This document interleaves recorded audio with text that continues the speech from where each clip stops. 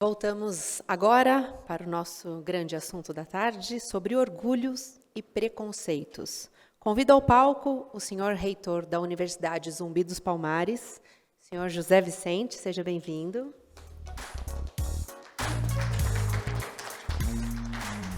E para compor aqui, acompanhá-lo, convido o senhor Walter Feldman, presidente aqui da Expo Feira Mais Fórum. Seja muito bem-vindo.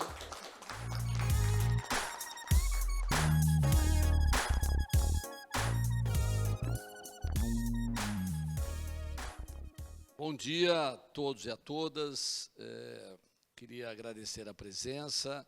Nós estamos numa dinâmica muito forte desde o primeiro dia da Longevidade Expo Mais Fórum, com muitas atividades, muitos painéis, uma forte presença de público, mas hoje com a chuva ficou um pouco mais difícil e também um certo cansaço, porque começa, tá bom, Caratinga, um certo cansaço, porque o pessoal tem ficado quase até 9, 10 horas da noite. Ontem à noite teve o Luiz Airão, o pessoal sambando aqui depois de um dia muito intenso.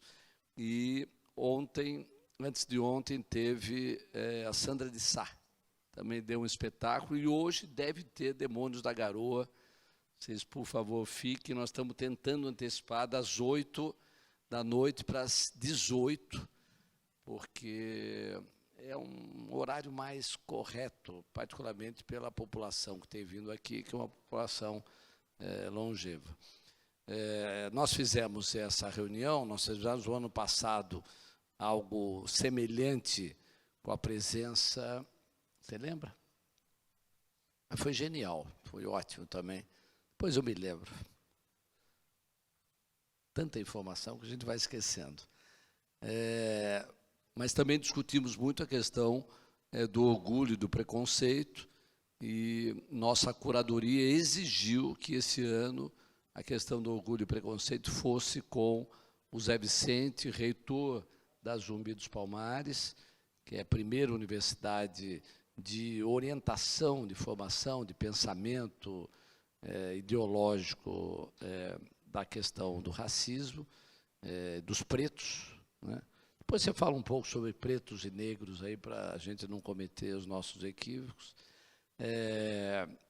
E queria muito que fosse o Zé Vicente, para a gente centrar muito nessa questão, até porque é um tema que nós esperamos que esse novo governo de inspiração democrática, aberto ao debate dos direitos humanos, com a escolha do ministro Silvio de Almeida, também uma escolha muito positiva para nós, que é o Alexandre da Silva, que é o secretário nacional da pessoa idosa, é um negro Rastafari, doutor da Unicamp, fisioterapeuta, tem levantado muito. Não, ele é fisioterapeuta. Eu também achei um tempo que ele fosse médico, mas ele é fisioterapeuta, que é até melhor para expandir a questão da área de saúde não ser feita só por médicos. Mas tem tido um trabalho extraordinário e, na abertura, colocou a política pública que ele pretende implementar nos próximos 4 anos, que fará parte da Carta do Fórum São Paulo desse ano, que é exatamente a indicação daquilo que pretendemos obter daqui a um ano no próximo fórum, ou seja, o que nós vamos perseguir na questão da longevidade nesse período. Eu queria registrar a presença aqui do meu amigo Nelson Marquesan, ex-prefeito de Porto Alegre, meu querido amigo, deputado federal por vários mandatos e que nos prestigia, de tantas pessoas que estão aqui, velhos amigos, companheiros. Dizer que essa questão do orgulho e preconceitos é uma questão que nos interessa muito. Eu tenho dito para o Zé Vicente que nos últimos tempos eu fiquei muito impactado com a leitura do livro Escravidão, do Laurentino Gomes. Quem já leu esse livro aqui? Alguém já leu? Bom, então, quando saírem daqui, acione o Amazon, ou compre nas livrarias. São 3 volumes. É, na minha opinião, a mais importante descrição da escravidão no Brasil. E tem um fato interessante desse livro, E como ele é jornalista, ele não é historiador, ele faz uma leitura, permite uma leitura muito agradável, mas muito triste, porque revela os dados incríveis da escravidão em nosso país, que é algo muito maior do que a gente possa imaginar.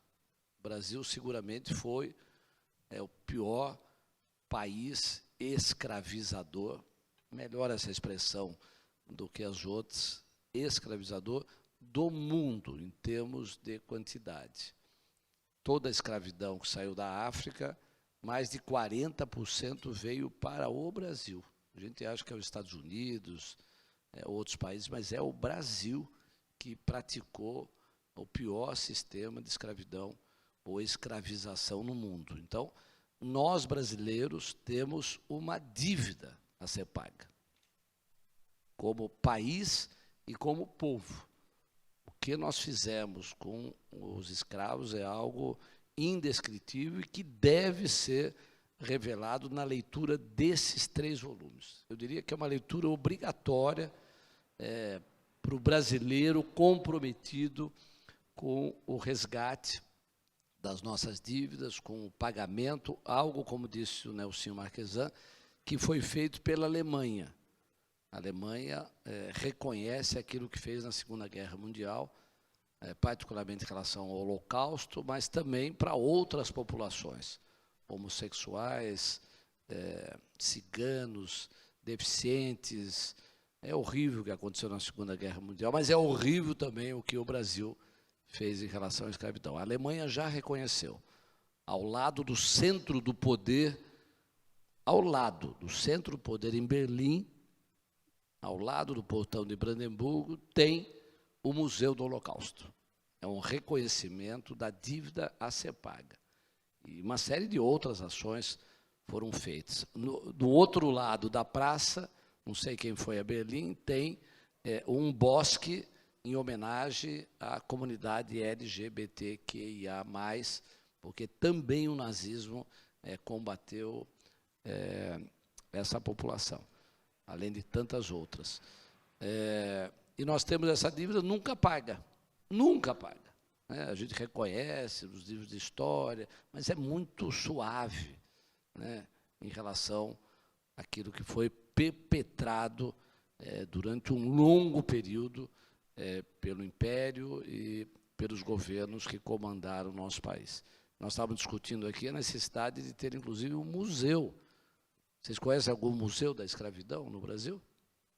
É o mínimo, né? Tem o Museu do Ipiranga, tem o Museu do Imperador, tem um museu que homenageia as classes que dominaram, colonizaram e oprimiram o Brasil, se utilizaram dos escravos para poder construir a sua atividade econômica do período. Mas da escravidão não tem nada.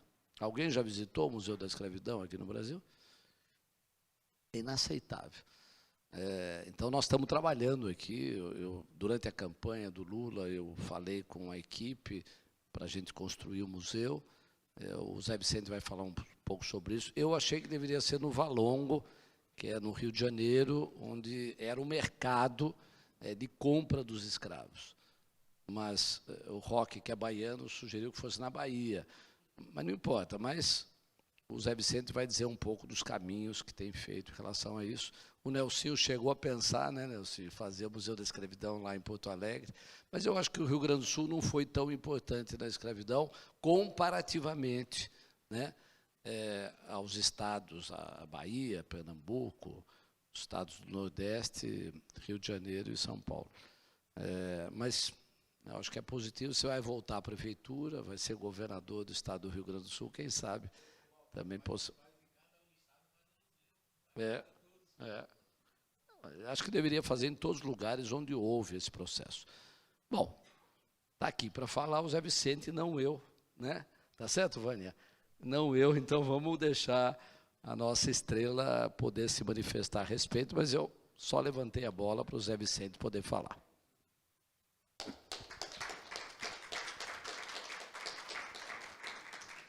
Muito bom dia a todas, bom dia a todos. Walter, querido, fazer qualquer tipo de atividade, desenvolver qualquer tipo de trabalho, nessa agenda é sempre muito importante, é sempre muito relevante, né? Mas fazê-lo compartilhando com você, um amigo, parceiro e aliado, fica até mais satisfatório, né? A gente fica mais inspirado, inclusive. Então, eu quero cumprimentá-lo, né, primeiramente, por essa Feira da Longevidade tão importante, tão necessária. Quero parabenizá-lo porque tem sido a sua trajetória em tantas lutas, e mais essa agora, importante, como eu estou bem dizendo, e também necessário. E agradecer o que foi e continua sendo a sua colaboração, a sua contribuição, não é, para essa agenda dos negros brasileiros.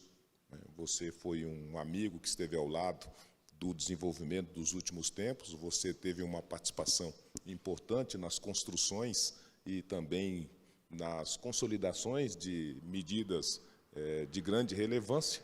E agora, do lado de cá do balcão, você continuou trazendo esse tema que continua sendo urgente, né, e indispensável para ser debatido, conhecido e conversado em quaisquer dos espaços públicos e privados que discute a nossa realidade e o nosso país. Então, por conta disso, quero cumprimentá-lo e dizer, né, dar sempre gratidão por tudo que você fez por esse tema. O Valtinho não gosta muito de que se fale sobre isso, mas a sede da Universidade Zumbi dos Palmares só existe ali dentro do Clube de Regatas Tietê porque ele foi quem concedeu a autorização para que lá estivesse. E, por conta disso, todos nós somos eternamente gratos, né, pela sensibilidade, mas pela compreensão que era necessário, né? Obrigado por tudo. E depois, transmitir um abraço a todos vocês que nos acompanham. Eu não sei se nós estamos também na internet, mas estamos na internet, então, para todos aqueles que nos acompanham na internet, e talvez anotar a importância e a emergência dessa necessidade de debater os caminhos do nosso país, quando as pessoas se dispõem, né, a sentar num domingão para ouvir e para falar sobre essas questões. Então, isso também é um motivo de estímulo e de ânimos para todos nós que estamos querendo achar os melhores caminhos, as respostas para os mais diversos problemas do nosso país.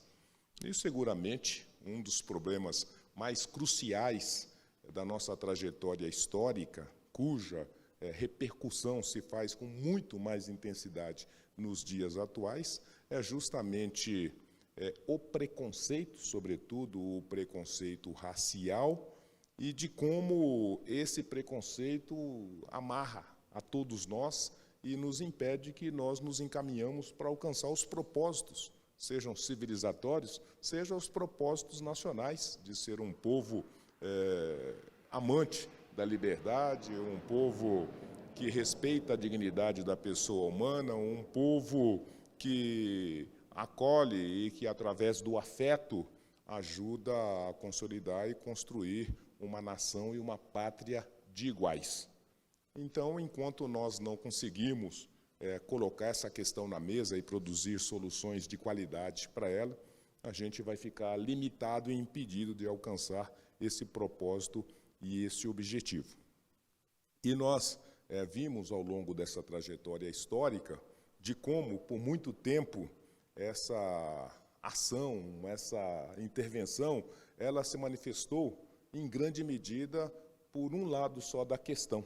Quem conduziu essa luta até aqui com mais ênfase foi sempre o negro, foram sempre os homens e as mulheres negras, quando essa luta, na sua gênese, obriga a todos os brasileiros, todos aqueles que sejam os amantes, não é, do tratamento igualitário, todos aqueles que sejam o amante do respeito ao indivíduo humano, todos aqueles que respeita a autonomia desse indivíduo e que não permite qualquer distinção nessa relação, seja por conta da raça, por conta da cor, por conta da idade, por conta do sexo, por conta da opção sexual, por conta do tipo de sagrado que se professa. Então, são pessoas que precisam se juntar nessa trincheira que o Cristóvão Buarque coloca, a última trincheira da abolição, para que definitivamente nosso país possa se constituir num país de livres e, sobretudo, num país de iguais. E isso não foi possível até os dias atuais, porque a gente continua repetindo o que foi aquela estratégia que estruturou a escravidão e o escravismo e que depois, mesmo da nossa República, continua se alimentando, retroalimentando, continua espargindo por todos os espaços sociais essa dicotomia de que existe superiores e inferiores e de que existe iguais e desiguais, decorrente, sobretudo, da sua cor da pele e da mesma maneira, origem racial.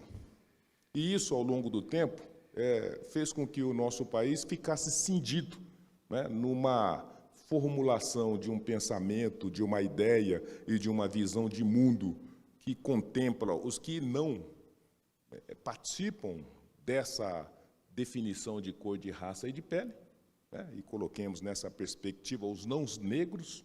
Então, construiu-se um ethos, construiu-se um tipo de enxergar a realidade, constituiu-se um tipo de relação social entre esses indivíduos que são totalmente distintos em relação aos demais.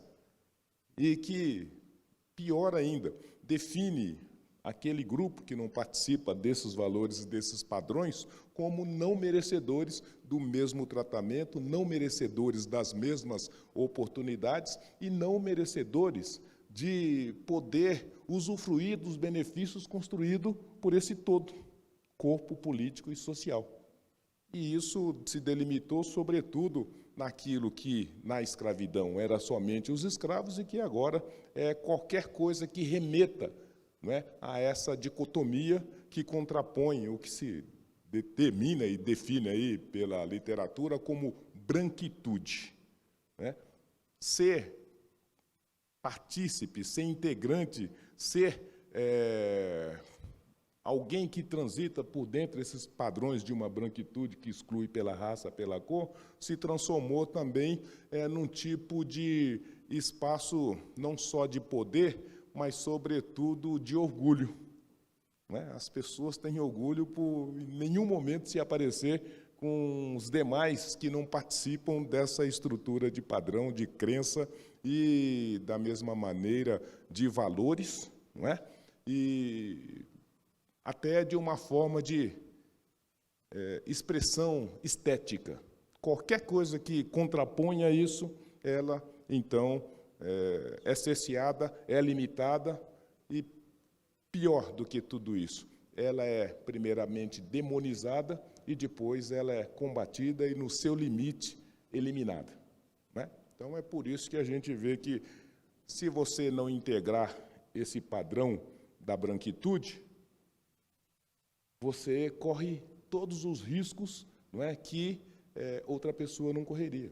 E a gente sempre diz, numa frase lapidar, não é, um negro e um branco transitando numa determinada via pública, e se tiver que ser analisado pelo olhar de um julgador, né, se for, sobretudo, as manifestações do Estado, né, se for a polícia, seguramente ela vai abordar o negro e não o branco.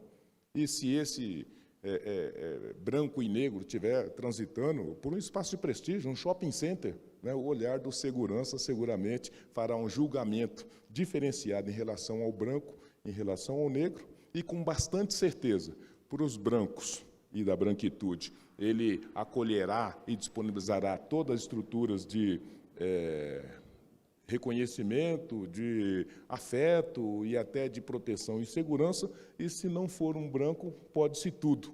Até, como, né, o nosso Marquesan sabe e viu, eliminar o indivíduo dentro de um estabelecimento comercial, como foi o caso do Carrefour, lá, né, em Porto Alegre, no Rio Grande do Sul. E isso é uma rotina, né, que atravessa a vida dessas pessoas em qualquer esquina, em qualquer espaço público e privado. Mas isso não é alguma coisa que não tenha uma intencionalidade.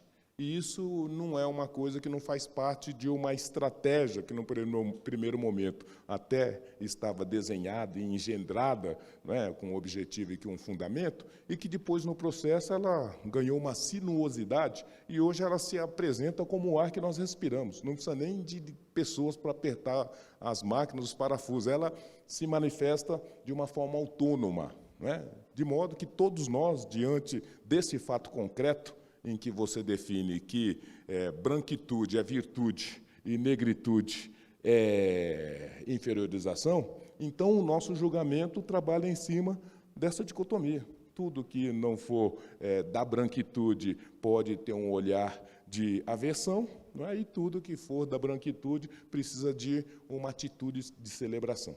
Então, essa dicotomia que, ao longo do tempo, fez duas distinções. Primeiro, ela precisou fazer esse apagamento dos pertencentes dessa não branquitude, e, quando esse apagamento não foi o suficiente, ela precisou fazer uma desconstituição até da razão e uma desconstituição até da justificativa da existência, né, dessa não branquitude, e o fez demonizando como até hoje. A gente vê, né, eu me recordo que esses dias um pastor foi condenado por agressões contra as manifestações da religiosidade afro-brasileira contra os negros. Então, quem liga a televisão e vê esses discursos religiosos, vê como a religião afro-brasileira é tratada, né, em toda essa ambiência da comunicação, né? A demonização das mães de santos, dos terreiros, da religiosidade é um negócio terrível. Mas, junto com essa demonização explícita, diríamos assim, tem uma demonização que é pior ainda, que é a demonização feita pelo silêncio. E é um silêncio excludente. Então, até hoje, em pouca medida, mas até os dias presentes, em todas as medidas, a maior demonização que sempre houve no nosso país, nessa dicotomia, foi a demonização da estética, né? Em qualquer espaço público, em qualquer comunicação pública e privada, a forma de demonizar era, primeiro, retirar e, depois, não permitir a presença no espaço público. Então, quem lê revista, quem lê jornais, quem assiste televisão, sempre soube, quem vai no cinema, quem vai no teatro, sempre soube que o negro inexiste nessa tipo de estética e na comunicação dessa estética, seja a estética privada, mas principalmente, e pior ainda, a estética pública. Porque quando você atravessa os espaços de produção dessa comunicação estética, você vai ver que o negro não está presente nem na privada nem na pública. E a pública, talvez, com um fato relevante e questionador, porque o espaço público é um espaço que, teoricamente, esses valores precisariam estar muito mais fortalecidos e que a manifestação dessas estratégias precisaria ser combatida. Então, como um canal de televisão, uma rádio, é uma concessão pública, nesses espaços, esse tipo de atitude de postura não deveria acontecer e não deveria ser permitido. Mas a gente vai perceber que, no mais das vezes, é o próprio espaço público que produz isso. Eu me lembro muito da criação da IBC, e todo mundo tinha aquela ideia de que agora teríamos o espaço plural e democrático para todas as estéticas e para todas as vozes e todas as cores. Ao final, ela se padronizou e saiu o negro de novo da estética. Enfim, então, a gente tem essa demonação, dizendo que isso daqui não tem valor, isso daqui não pode pertencer e participar desse espaço das virtudes, e nós temos, por conta disso, uma necessidade de combater, não é? De cercear, de limitar qualquer tipo dessas manifestações em todas as estruturas da nossa sociedade. Então, a gente viu isso acontecer numa cultura que excluiu totalmente o negro, a gente vê isso acontecer numa religiosidade que exclui e combate essa manifestação do sagrado negro, a gente vê isso no mercado de trabalho, todas as discussões, né, do ambiente de trabalho, recursos humanos, como é que nós, sendo 56% dos brasileiros, não estamos presentes em nenhuma empresa do país. Você imagine que nas 3.000 maiores empresas que praticam responsabilidade social e que praticam o valor da diversidade, do ESG, nós não temos negros. Mas nem no tempo da África do Sul e nem no tempo dos Estados Unidos, no seu mais profundo apartheid, a não presença do negro era tão intensa como é hoje na democracia racial do nosso Brasil. Aqui não tem um apartheid oficial, não tem uma lei dizendo que existe um apartamento, uma segregação legal, mas o resultado é pior ainda, porque você não tem negros nem nas empresas públicas, nem nas empresas privadas. Primeiro, segundo, terceiro escalão, né? Eu desafio alguém a erguer a mão e dizer um presidente de uma grande empresa negro nesse país. Alguém conhece? Ninguém conhece. Mas como é que se justifica, se os negros são a maioria de 56% dos brasileiros? Então, essa é uma questão muito importante. E a questão também relevante é justamente no espaço da educação, né?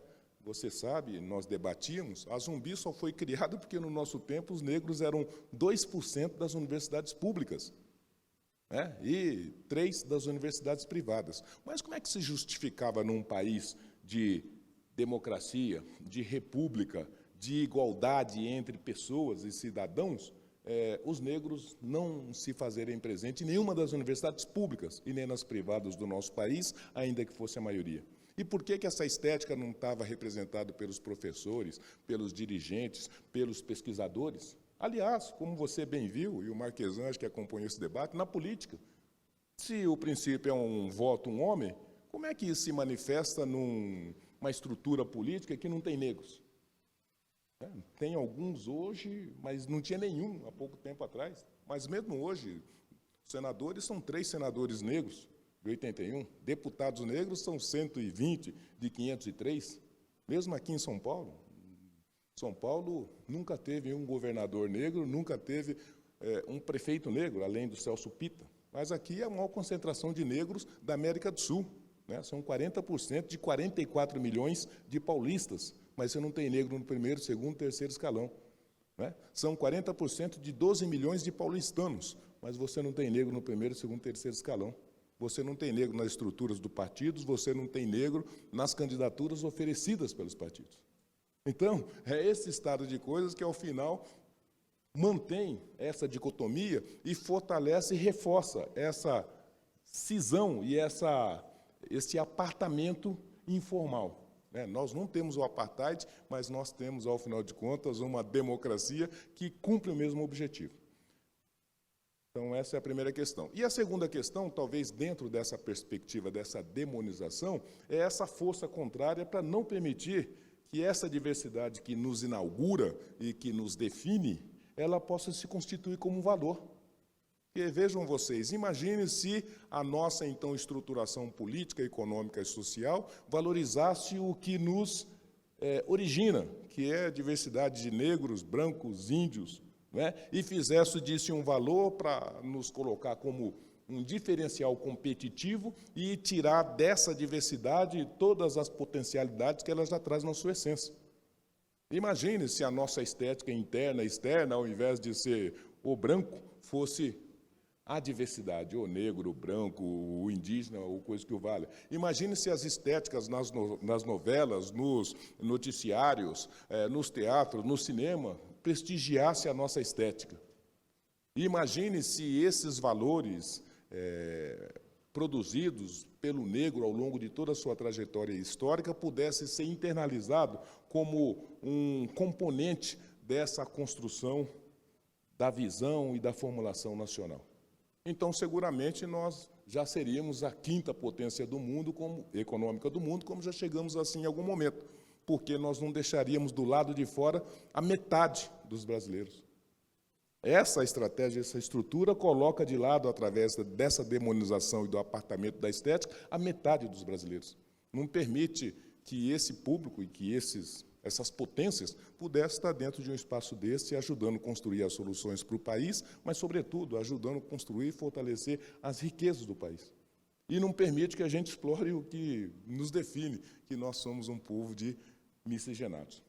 Bem, então, por conta disso e contra isso, a gente assistiu, ao longo do tempo, um esforço extraordinário.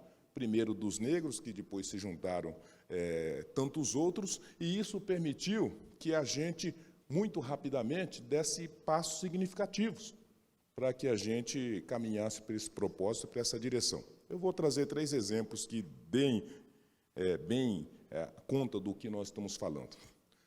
Nós, todos da nossa geração, seguramente aprendeu nos livros escolares ou fora deles que Zumbi dos Palmares e seus camaradas eram párias da nação, eram verdadeiros violentos e brutos, assassinos que invadiam as plantações e sequestravam pessoas e que tinham como desígnios a desordem, a balbúrdia e a promoção de violências de toda natureza. Foi isso que nós assistimos até 30 anos atrás, estava lá nos livros escolares, estava lá em todo o imaginário social, né? Foi preciso que os negros, através da sua militância, e depois tantos outros que se juntaram, faziam um esforço quase sobre-humano para virar essa narrativa e para reconstruir um outro imaginário. E não é à toa que a Universidade Zumbi dos Palmares tem esse nome, porque o zumbi que, então, até 40 anos era um herói sem causa, hoje, pela luta de reencontro e construção de uma identidade que contemple a nossa diversidade, ele se transformou no herói de todos nós. Está lá escrito, está aprovado, né? Para alguém ser herói num país, precisa ter uma lei que o Congresso Nacional aprove e que se instale lá no panteão dos heróis e que, com isso, então, determinada personalidade passou a ser um herói nacional. E está lá.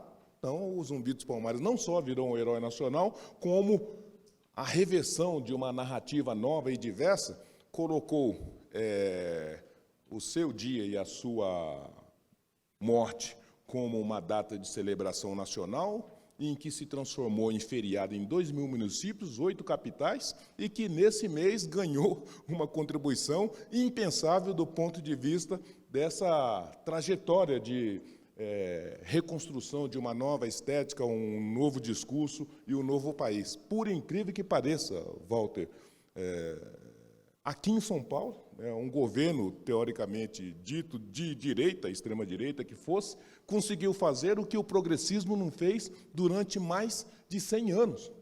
Transformou em feriado estadual o Dia da Consciência Negra.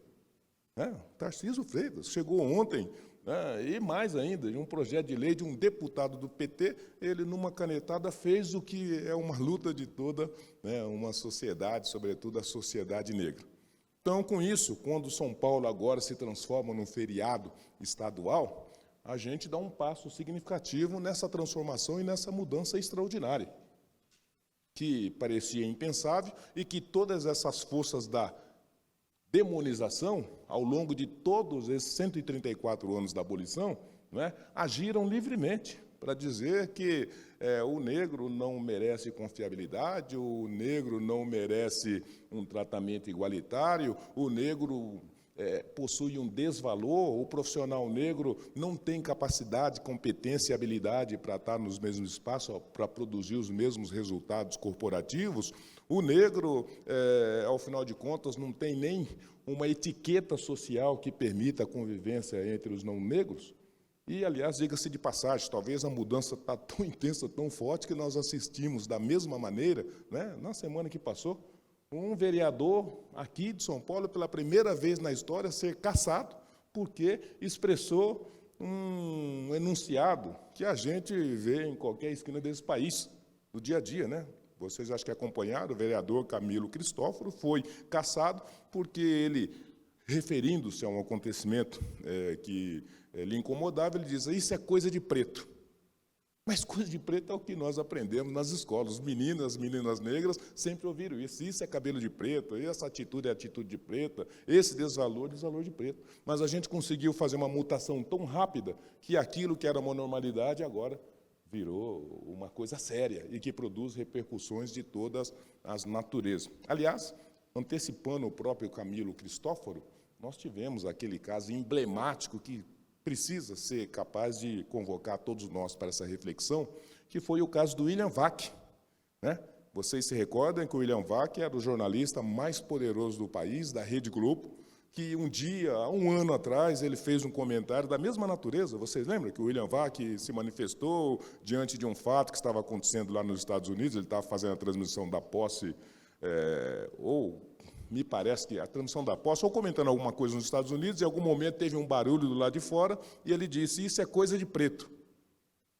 Foi para um vídeo, ficou um ano esquecido, em algum momento alguém tirou do esquecimento, publicou, e esse acontecimento foi de uma ideia e uma energia tão potente que nem ele e nem a Rede Globo teve capacidade de desconsiderar. E, pela primeira vez, nós vimos, né, a Rede Globo como um ator político e econômico extraordinário, potente, quase que invencível. E o William Vac, né, o jornalista da 10 da Globo, que, em algum momento, teve que ser demitido.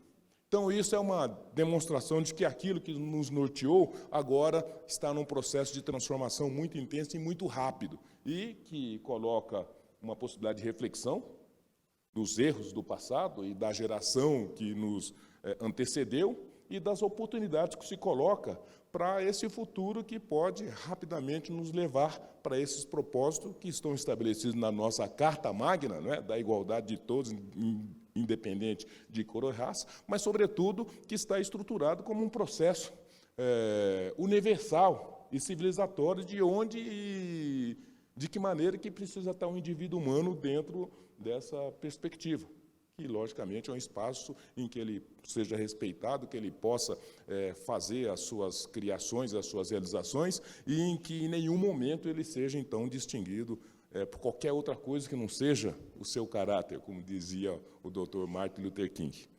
Muito que bem. Então, esse processo começou, e é isso que nós estamos dizendo, o marginal de ontem, que era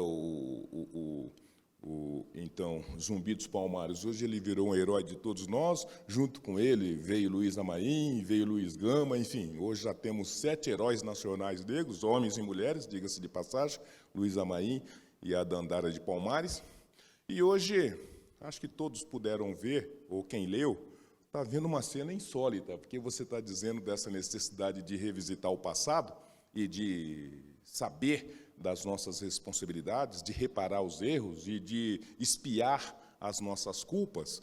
E eu acho que todos viram aí nos jornais que o Banco do Brasil está sendo processado, não é? Porque todo o Ministério Público Federal quer saber qual foi a participação do Banco do Brasil no processo da escravidão, por um motivo muito simples. E talvez isso também se constitua na brutal violência do nosso processo escravocrata, dos negros, porque nós não só escravizamos, né? Escravizar pessoas é alguma coisa que vem aí, né, dos tempos imemoriais da humanidade. Mas aqui nós fizemos o pior, né? E você citou o livro do Laurentino, e se você se recordar, você vai perceber que o Laurentino diz que lá no Nordeste brasileiro, muitas das fazendas eram o que se chamava de chocadeiras. Né? Chocadeiras eram as fazendas em que os donos, né, dos escravos colocavam as mulheres negras para produzirem crianças, né? Crianças em escala industrial. Por quê? Porque escravo era moeda, né? Era uma letra de câmbio, era valor, e você comprava e vendia pessoas. E quem financiava essa compra e venda de pessoas, no mais das vezes, era o próprio espaço público. E o Banco do Brasil foi o grande financiador, né, dos recursos necessários para se comprar e para se vender escravos. Até para financiar essas chocadeiras, onde era dia e noite produzido mais escravos para ter mais recursos humanos, mais valores econômicos para se negociar, sem contar o financiamento das viagens, né, transatlânticas. Quem é que financiava aqueles navios para ir na África e trazer escravos? Então, também era, sobretudo aqui no Brasil, o espaço público e o Banco do Brasil. Enfim, essa é uma história que ficou apagada, ninguém nunca, né, tocou nessa questão, e hoje, então, o Ministério Público Federal entrou com uma ação importante, que está lá, claro e evidente, que o Banco do Brasil, e o Banco do Brasil por ser ele, mas o Banco do Brasil e todas as instituições da época, se não foram omissas, foram coniventes. Não poderia ter tido escravidão se o nosso pensamento religioso não assinasse embaixo.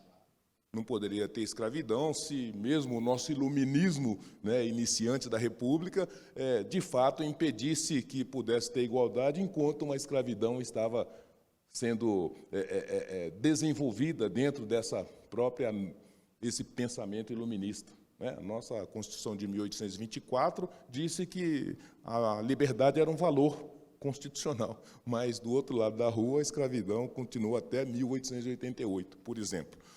Enfim, então, tem responsáveis, tem aqueles que financiaram, os que pagaram, e tem aqueles até que tiveram muita benefício com isso, né? A gente sabe que os fazendeiros que ficaram sem seus escravos foram indenizados, né? E os escravos que foram libertados ficaram, né, à sarjeta, sem reparação, sem indenização, sem qualquer outro benefício. Enfim, mas só para dizer que tem uma questão que o Brasil nunca se debruçou, e agora também, até nessa perspectiva de revisitação histórica, tem revisitado, e tem, da mesma maneira, uma dimensão importante em toda essa reflexão, que é como o Brasil e os brasileiros se apropriam, na atualidade, desses fundamentos, desses valores e dessas potencialidades.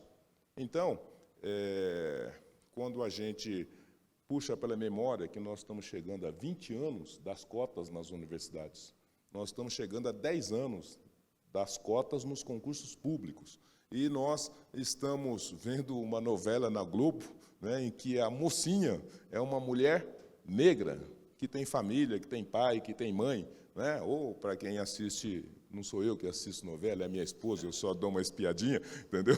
Mas, aliás, ela está aqui, por isso que eu estou falando baixinho. Mas, para quem assistiu a novela das 7, por exemplo, né? Aliás, eu quero aqui a Alessandra Helena Vicente, minha esposa, que está aqui, precisa, né? Levanta aí para o pessoal ver. Olha lá, minha esposa Alessandra Helena. Ela veio prestigiar aqui. A esposa tendo essas coisas, sofre, né?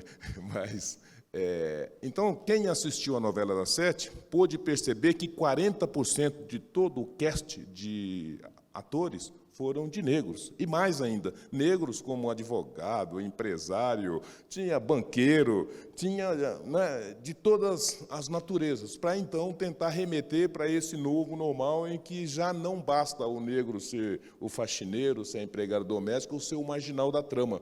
Hoje ele precisa, né, estar aqui no topo da linha. Enfim, então, caminhando aqui para o encerramento, o que eu quero dizer é que o orgulho do pertencer, o orgulho de ser quem nós somos, pode e deve ser um componente muito importante na reconstrução do nosso país. E que nós andamos muito, né, do tempo da abolição, nessa agenda negros, em que, como eu estou dizendo, ser negro ou ser um herói negro significava um total irreconhecimento social, e que nos dias atuais, né, essa negritude ganhou estatura a ponto de, como nós dissemos, primeiro, alguém que se manifestar contra ela através dos seus elementos pode ser caçado, pode ser preso, pode ser responsabilizado. E, segundo, os seus heróis, que até antes eram apagados ou irreconhecidos, hoje estão aí estampando nome de ruas. Aliás, tem até um acontecimento recente, muito importante para dentro dessa reflexão, de que a rua atrás da Universidade Zumbi dos Palmares, por incrível que pareça, ela chamava-se Domingos Jorge Velho. Domingos Jorge Velho. E era uma provocação. Então, nós fizemos uma campanha muito forte para a gente substituir o nome da rua de Domingos Jorge Velho para Zumbi dos Palmares.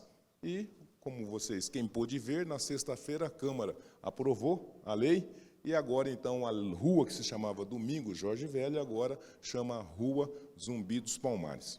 É só para enfatizar como é que esse subterrâneo está em mutação muito intensa, muito profunda, e que coloca essa oportunidade da gente reconstituir a nossa diversidade como valor pessoal, institucional e nacional, como nós podemos espiar esses erros, essas culpas e essas agressões inomináveis do passado, e como a gente pode juntar o país naquilo que ele tem de melhor, que é a diversidade criadora, e, com isso, permitir que o indivíduo seja definitivamente livre e igual, e que o nosso país possa ser aquele país pensado e sonhado pelos que nos antecederam e pelos que construíram até aqui, de ser um grande país, em que ninguém seja distinguido ou pela cor ou pela sua raça, e que todos possam entrar, sair, permanecer em qualquer espaço público e privado, sem qualquer risco à sua integridade física ou psicológica. Muito obrigado.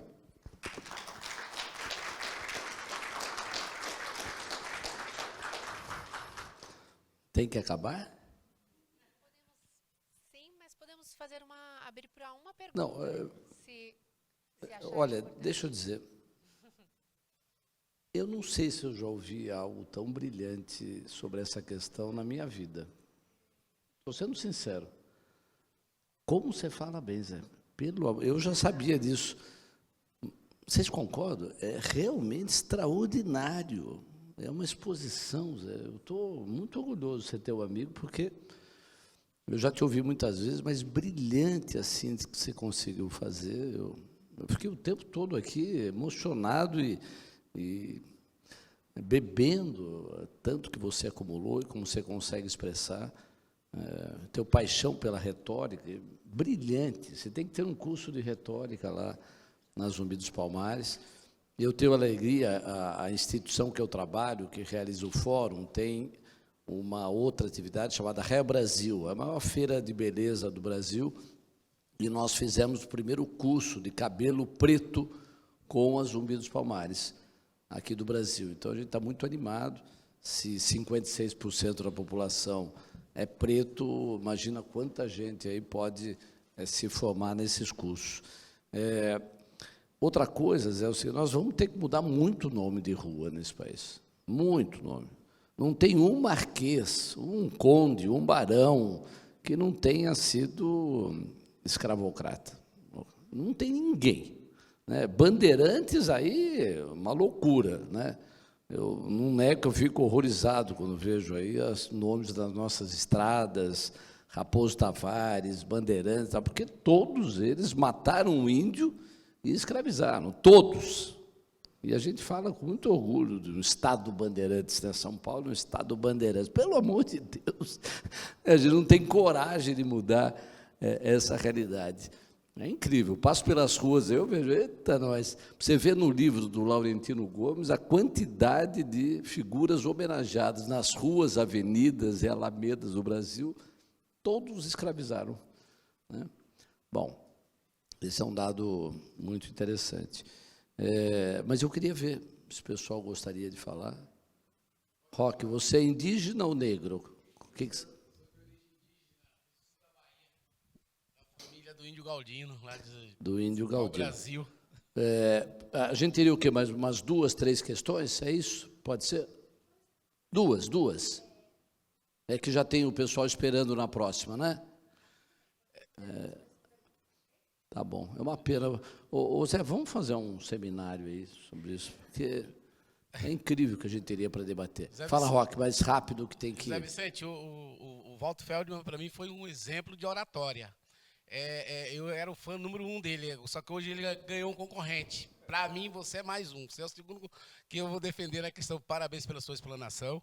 Você fez uma fala muito sucinta e abordou todos os segmentos que o negro passou em relação ao Brasil. Só que eu não percebi que você falou na questão do futebol, porque as famílias negras levam mais o jovem para o futebol ao invés de outros segmentos. O que você poderia dizer sobre essa questão? No Brasil, todo mundo só quer levar a maioria dos jovens para o futebol e não para outro segmento. Que você falou do empresário, da novela, de tudo que você abordou, você foi maravilhoso. Eu estou muito feliz e você ganhou um fã, viu? Eu já te conheço há mais de 20 anos, olha que eu te sigo, hein? E pessoalmente, não é pela rede, não. Obrigado. Olha, esse é um dos desafios e que aponta a nossa fragilidade de brasileiros para conduzir essa questão, mas uma potência, não é?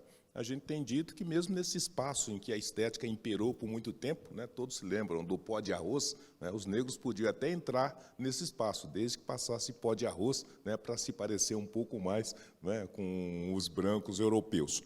Mas o fato é que o talento, a habilidade e a competência do negro nesse espaço foi suficiente para suplantar até essas aversões e essas limitações. Isso é uma coisa importante. A segunda é que o esporte, o futebol, é um dos poucos esportes que você não precisa de dinheiro.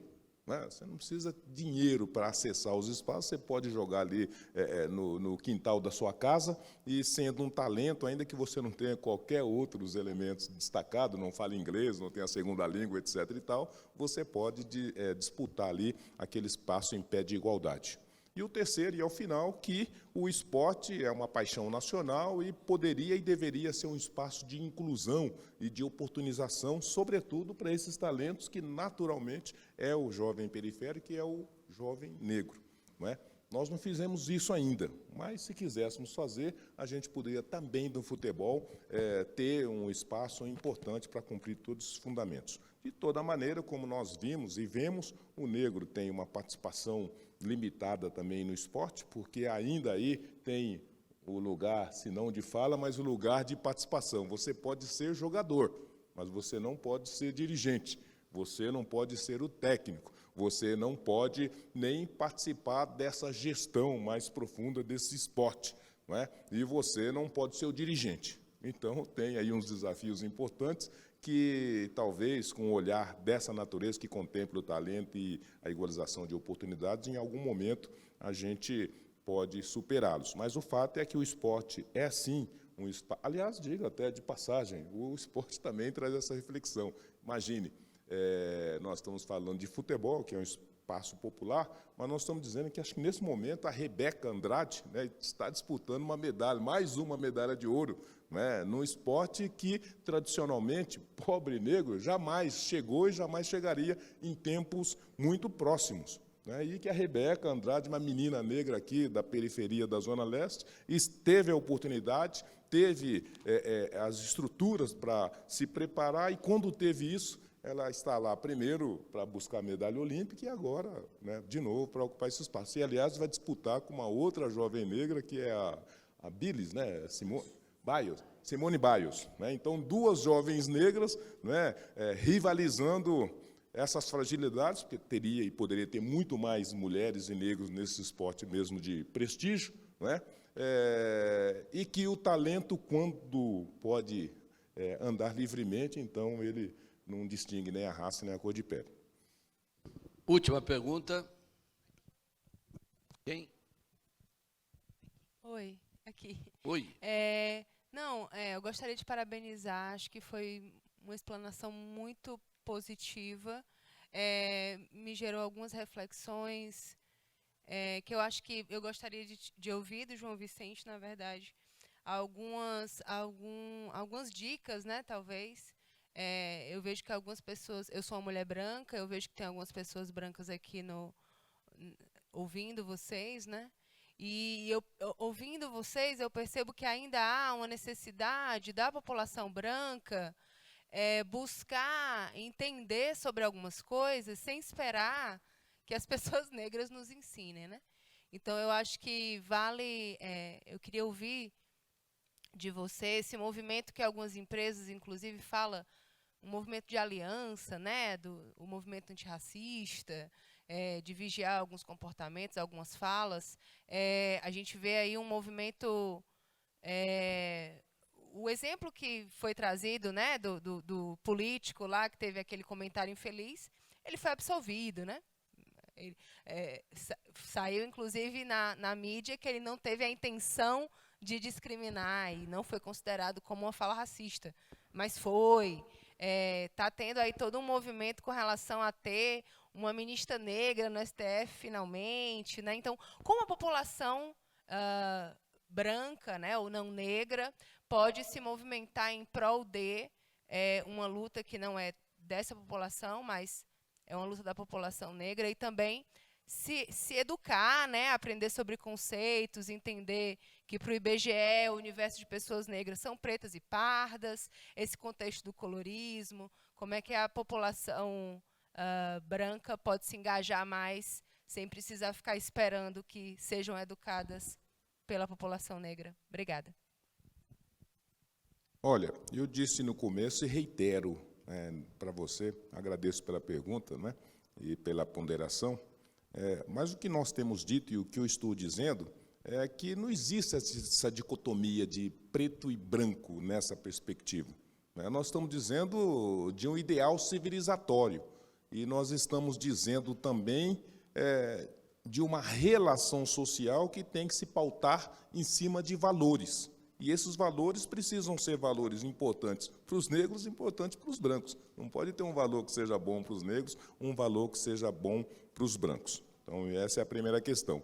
E, por conta disso, talvez o que você está dizendo, e aí eu concordo, para aqueles que não são atingidos diretamente pela violência do racismo, da discriminação, da intolerância, talvez ele não tenha uma ideia e ele não tenha uma percepção de quanto a sua despreocupação, a sua indiferença, a sua omissão, a sua o seu desinteresse por essa questão acaba sendo um aliado importante para manter aquela coisa no estado que se encontra e talvez, da mesma maneira, por não ter essa compreensão da importância e da inexorabilidade de conhecer esses impactos, então nós não nos preocupemos sequer até verificar ou revisitar o nosso olhar, o nosso gesto, o nosso julgamento, a nossa construção de valores, né? De modo que, quando não se faz isso, você nem conhece para si e você não ajuda a fazer a cessação desse tipo de impacto de externalidade no outro, né? Então, nessa perspectiva, sobretudo os não negros, precisam urgentemente, primeiro, conhecer que isso produz dor, sofrimento, e que, no mais das vezes, significa uma eliminação social e uma eliminação existencial de pessoas.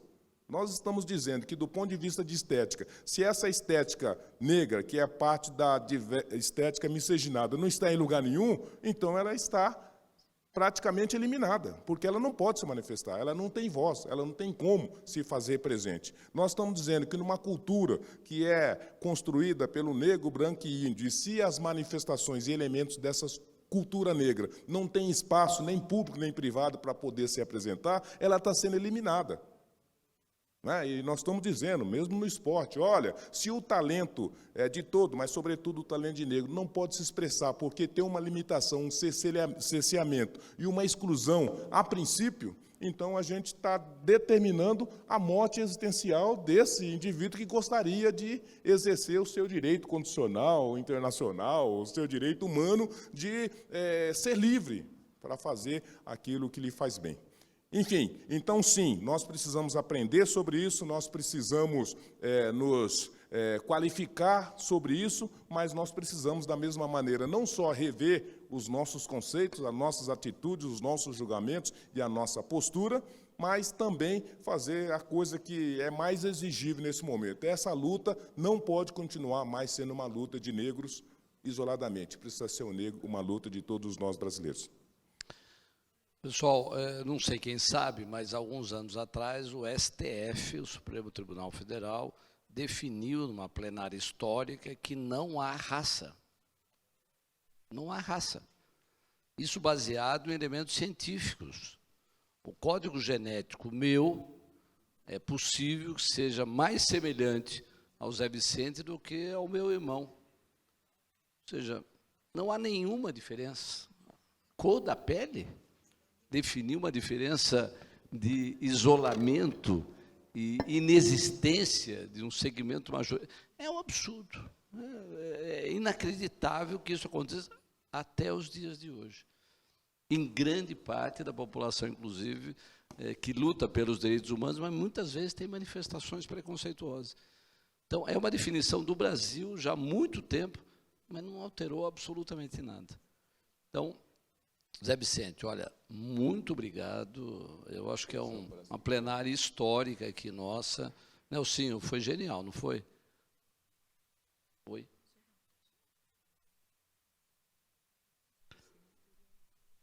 Por incrível que pareça, não consigo ler. Chega para todos. Ou é um problema daqui que fez muito pequeno. Qual? Você falou? Não, mas o Gleison está aí. Não está aí o Gleison? Ele está lá no stand do Instituto da Longevidade. Então, minha sugestão, chama o Gleison lá, está no stand da longevidade, do Instituto da Longevidade. Enquanto ele chega aqui, a gente passa a palavra para o Nelsinho Marquesan. Eu ia te chamar para falar, mas eu fiquei meio assim. Não quero falar, eu quero fazer uma pergunta provocação. Não chega a ser uma pergunta que tem a expectativa de uma resposta objetiva, terminada e acabada, porque talvez ninguém tenha isso ainda formatado, né? Na área de tecnologia, as pessoas costumam ter uma expressão, né? Não dá para fazer um filho com 9 mulheres em um mês. É com uma mulher em 9 meses. Né? E na política e na vida social, as transformações ocorrem no seu tempo. Mas, partindo do pressuposto que a gente está numa feira da longevidade, e que a vida acaba, e que a pessoa que tem 50 anos, a vida vai acabar, e que a pessoa que tem 2 anos, ela tem 2 anos agora. A que tem 10 anos, ela está sofrendo as dificuldades de 10 anos agora. Então, a vida é agora. Eu tenho pressa nas políticas públicas. Políticas públicas que vão se desenrolando, políticas públicas que são teóricas, que são subjetivas, essas eu vi muitas. Né? Eu vou citar uma que eu participei. Eu fui um dos autores, assim, acho que o Walter também, mas me dediquei ao marco legal da primeira infância no Brasil. Resultado teórico. Porque ou a lei ela manda ou ela proíbe. A lei tem que ser mandatária. E o que funciona é o Estado dando ou retirando dinheiro. E acho que, sendo liberal ou comunista, todo mundo concorda que a força do poder público é muito forte. Tanto na Rússia, como nos Estados Unidos. Tanto em Israel, como em Londres. O Estado é muito forte. Então ele tem que mandar, proibir e dar dinheiro ou retirar dinheiro. Então, quando se fala em ESG, etc., o ESG funciona com a força da lei. O ser humano não é bonzinho. Não digo que o ser humano é mau, mas ele não é bonzinho. As transformações aconteceram por alguma pressão, por algum movimento. Quando eu vejo, tu falas da Rede Globo, da novela, eu vejo uma coisa muito positiva. Mas eu também desconfio que tem aí uma busca de pessoas para assistir a televisão, que estão indo para o streaming. E talvez quem possa assistir hoje, a televisão aberta, sejam os mais pobres e os negros. Os outros estão no canal fechado. Tudo bem, tem a boa intenção, tem a conquista, tem a vitória, mas deve ter um interesse econômico também por trás. Deve ter. E nas políticas de ESG também são assim. Então eu fico vendo na prática como a gente aceleraria essa mudança. E para mim, de novo, a mudança, ela manda, ela proíbe ou ela destina recursos.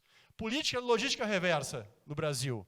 Copiou da Europa, etc. Mas na prática é as empresas dando esmola para as cooperativas, que não funcionam. E são os escravos de hoje em dia. A escravidão existe ainda. Porto Alegre foi proibido cavalo de puxar carroça. Não tem carroça puxada por cavalo na cidade de Porto Alegre. Mas eu não consegui proibir a carroça puxada por gente. Então tem puxadores de carroça que carregam lixo em Porto Alegre. O cavalo não pode mais, mas homens podem. Carregar o lixo para as cooperativas. Porque na política reversa lá, a empresa tal, que teria que dar 90 milhões para cumprir, ela dá 6 para cooperativas.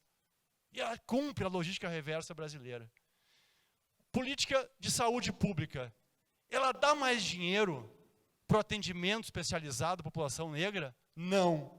Então ela não vai mudar a falta de especialização na saúde para os negros e em trazer mais negros para dentro do ESUS e do atendimento. A nossa política de educação continua botando dinheiro no Fundeb com as mesmas escolas que não ensinam. O Fundeb proíbe de pegar a escola privada de branco, de rico, e levar à periferia. Porque a escola tem que ser, porque o dinheiro tem que ser em estatal, escola estatal, e não escola pública, necessariamente de boa qualidade. Então a minha indagação é, quais são as políticas que conseguem combater isso e mudar a nossa realidade mais aceleradamente? E acho que esse é o grande desafio do Brasil e da humanidade. É como avaliar a política pública, o quão rápido e quão efetivo ela faz a transformação. Porque senão ela não serve. Ela é política pública ruim. E como a gente consegue avaliar isso na questão racial e como a gente consegue botar o dinheiro onde ele precisa estar, o dinheiro público onde ele precisa dar, onde ele precisa estar para realmente, de fato, combater essa desigualdade. De novo, é muito mais uma provocação do que a expectativa de uma resposta que a gente ainda não tem. Talvez em poucos lugares do mundo se tenha, e com certeza aqui no Brasil a gente não tem, porque nós somos um amontoado de políticas ineficientes e ineficiais em tantas áreas, e eu acredito que na área racial também. Olha, brilhante, né, o senhor? Para quem não conhece, o Nelson Marquesan, um dos políticos mais extraordinários desse país. Se no Congresso Nacional tivesse mais Marquesan, a gente mudava esse país. Infelizmente, a realidade não é bem essa. Então, muito obrigado, você tem toda a razão.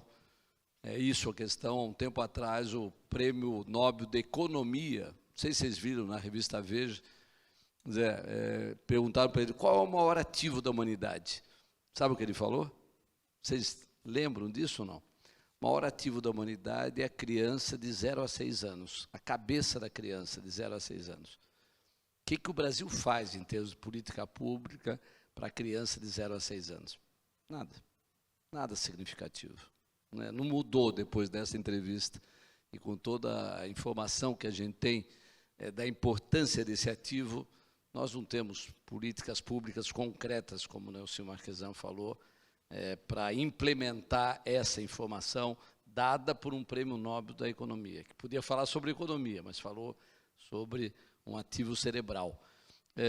Vou pedir, Zé, para você responder rapidamente, porque o Gleison Rubim chegou, que preside lá o Instituto da Longevidade, que é o próximo tema aqui do nosso encontro. Então, responda, Nelsinho, a gente passa para o outro segmento, por favor. Perfeito, Marquesan, né? Um prazer estarmos juntos, conhecê-lo, acompanhe a sua trajetória e muito obrigado pelas provocações. E confesso que eu não tenho as respostas, não é? Mas eu posso dar umas dicas, como se diz aí, né? Fica a dica.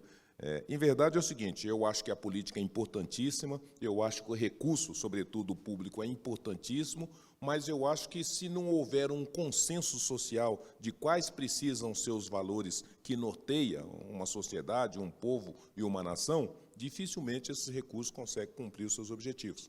Né? Porque aqui no Brasil tem lei que pega, tem lei que não pega, e tem política pública que acontece e política pública não acontece, sobretudo se ela não estiver suportado em cima de uma visão de mundo que estruture valores bastante potentes e consolidados e que promova uma distinção do que não é virtude e do que é virtude. Então, por conta disso, eu estou dizendo, olha, essas conquistas que conseguimos até aqui foram relevantes, mas foram relevantes porque foram só os negros que brigaram por elas em dada medida. Mas, em algum momento, elas foram tão relevantes que, até nessa perspectiva, os brancos juntaram-se a elas. As cotas nas universidades não foram aprovadas por negros, porque não tem negros no parlamento. As cotas no serviço público, da mesma maneira, não foi aprovada por negros, porque os negros não estão no parlamento. Mesmo a condição de herói do Zumbi dos Palmares e todos os demais, não foi aprovado por negro, não tem negro no parlamento. A lei que eu estou dizendo aqui, olha, feriado estadual em São Paulo, mas na Assembleia Legislativa de São Paulo são 3 deputados negros de 93. Enfim, então o que eu estou tentando dizer é que quando, diz aí uma máxima muito importante, que quando a gente quer muito alguma coisa, o universo conspira a nosso favor. Então, eu acho que se nós, brasileiros, definir isso como um valor, como um caminho a ser trilhado e como um objetivo a ser alcançado, e fazer disso uma reivindicação pública muito potente e uma atitude privada muito qualificada, eu acho que a gente consegue superar o que você começou dizendo no começo, que as coisas têm seu tempo. Mas eu acho que o tempo, quem pode fazer somos nós. Então, a gente pode, sim, fazer com que essas mudanças e transformações sejam antecipadas e sejam realizadas para permitir que a nossa geração entregue um mundo e um Brasil muito melhor do que esse que nós recebemos sob essa perspectiva racial. Zé, você é brilhante. Espera aí, Nelsinho. Eu queria que vocês ficassem, porque o Gleison preside o Instituto da Longevidade, que é o mais importante site de longevidade do Brasil. acessem, se vocês não estão lá, tem um conteúdo extraordinário, inclusive com fontes internacionais. Então, é muito importante, ele vai falar sobre saúde financeira, e eu queria propor, viu, Nelson, não só uma salva de palmas, mas eu queria dar um Viva Zumbi dos Palmares.